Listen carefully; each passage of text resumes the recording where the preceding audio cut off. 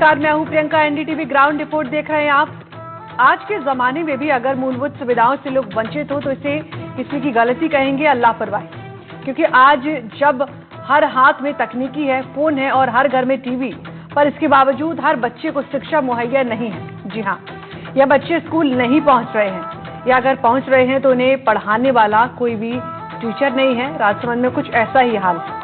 यहाँ पूरे स्कूल में सिर्फ एक ही शिक्षक है, वो भी 1 से लेकर 12वीं तक के सभी बच्चों को पढ़ा रहे हैं। जिले के सभी 25 राजकीय संस्कृत विद्यालयों में शिक्षकों की कमी है। यहाँ औसत से 80% कम शिक्षक है। ये ग्राउंड रिपोर्ट देखिए।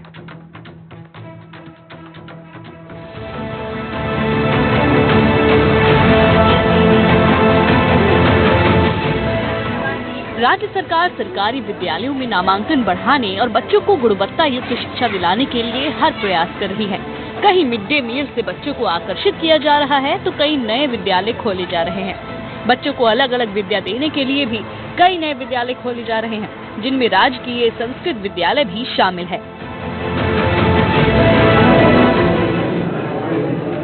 लेकिन इन विद्यालयों की इमारतें तो तैयार कर दी गई हैं, पर इनकी नींव कहाँ है, ये अब बड़ा सवाल है। क्योंकि विद्यालय तो खुल गए हैं, पर इनमें पढ़ाने वाले शिक्षक कहाँ हैं, ये कोई नहीं जानता।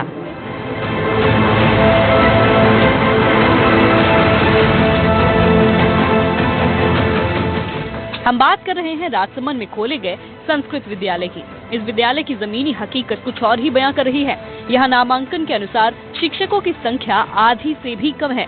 जी हाँ, एक भी नहीं, आधी से भी कम। ऐसा ही मामला रेल मगरा ब्लॉक के राजकीय वरिष्ठ उपाध्याय संस्कृत विद्यालय छोगा जी का खेड़ा में देखने को मिला।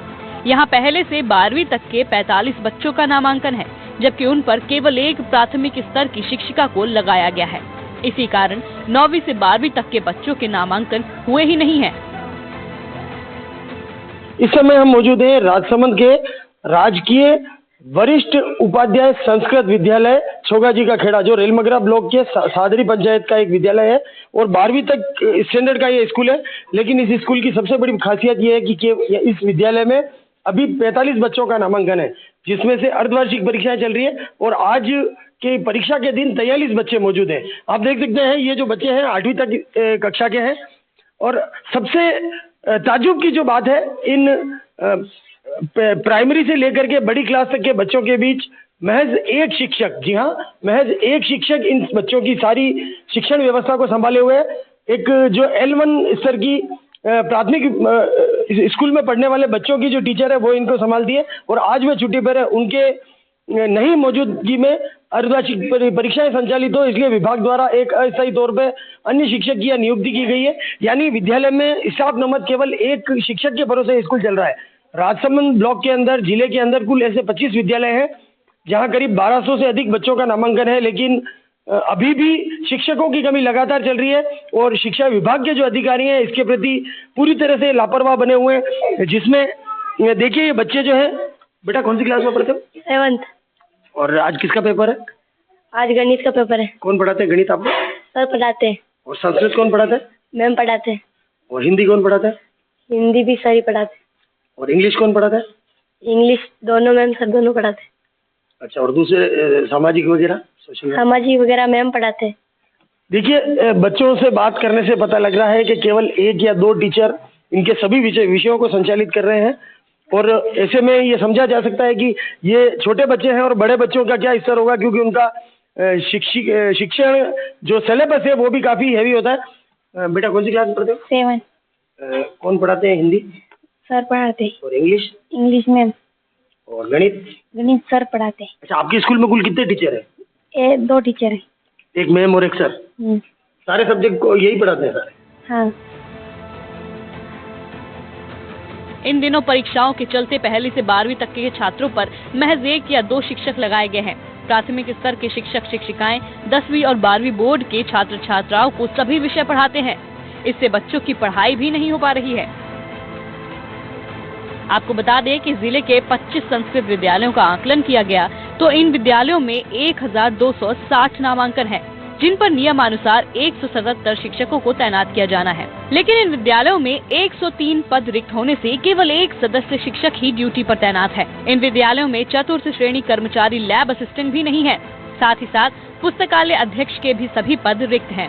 शिक्षकों की कमी के चलते कई विद्यालयों में तो केवल एक ही शिक्षक के भरोसे पूरा स्कूल है। शिक्षकों की कमी के कारण बच्चों को अभिभावक भी स्कूल नहीं भेज रहे हैं।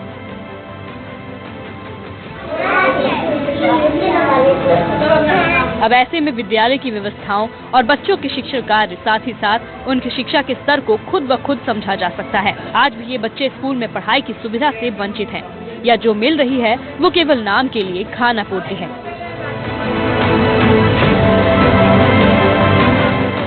कमरों की व्यवस्था है, लेकिन फिर भी जो है केवल बाहर बरामदे में एक साथ सामूहिक कक्षाएं ली जा रही है, चाहे वो पहली का बच्चा हो, 7वीं का बच्चा हो या 8वीं का बच्चा हो।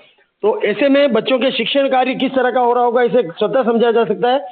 और विभाग के जिला स्तरीय अधिकारियों द्वारा ये कहा जाता है कि संस्कृत विद्यालय जो है हमारे अधिकार क्षेत्र में नहीं है, लेकिन कोई उनसे ये पूछे कि जो शिक्षा विभाग है वो पूरा विभाग एक है, उसका मंत्री एक ही जगह से संचालित होता है, तो ये संस्कृत विद्यालय के साथ इस तरह का सौतेला व्यवहार क्यों किया जा रहा है?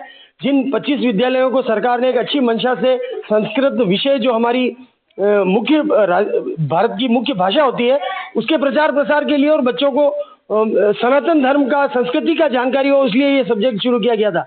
आपको बताना चाहूंगा, इसमें केवल पहली कक्षा में एक संस्कृत की पुस्तक के अलावा जो बाकी जो पाठ्यक्रम है पूरे में एक जैसा है। बावजूद इसके विभाग द्वारा इस तरह का सौतेला व्यवहार के चलते सरकारी विद्यालय में पढ़ने वाले बच्चों के भविष्य के साथ ये खिलवाड़ किया जा रहा है। जल्द विभाग अगर इस व्यवस्था को नहीं सुधारता तो वो दिन दूर नहीं है जब यहाँ पढ़ने वाले बच्चे शिक्षण कार्य में पिछड़ सकेंगे। तरुण जोशी, NDTV न्यूज, राजसमंद।